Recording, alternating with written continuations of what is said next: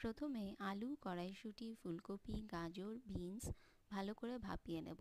তারপর চারমগজ, কাজু বাদাম, পোস্ত আর দই দিয়ে একটা ভালো করে পেস্ট বানিয়ে নেব গ্রাইন্ডারে। এরপর সাদা তেলে তেজপাতা, শুকনো লঙ্কা এবং গোটা জিরে দিয়ে আদার পেস্ট দিয়ে এবং বানিয়ে রাখা পেস্ট দিয়ে ভালো করে নাড়াচাড়া করে নেব। অন্যদিকে কাজু, কিশমিশ, পনির এবং সব সবজিগুলি একবার তেলে ভালো করে নেড়ে চেড়ে নেব।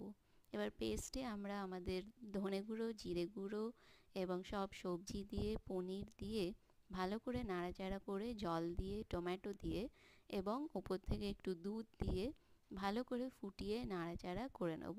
ওপর থেকে কাজু কিশমিশ আমরা ছড়িয়ে দিয়ে ফুটিয়ে নামিয়ে নেব।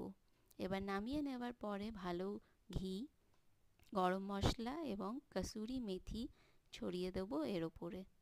এর সাথে সাথে আমরা আরেকটু ফ্রেশ ক্রিমও ছড়িয়ে দেবো যাতে আরও টেস্টটা ভালো হয়। এবং এর সাথেই তৈরি হয়ে যাবে পনির নবরত্না কোরমা। কেমন লাগলো রেসিপিটা জানাবেন।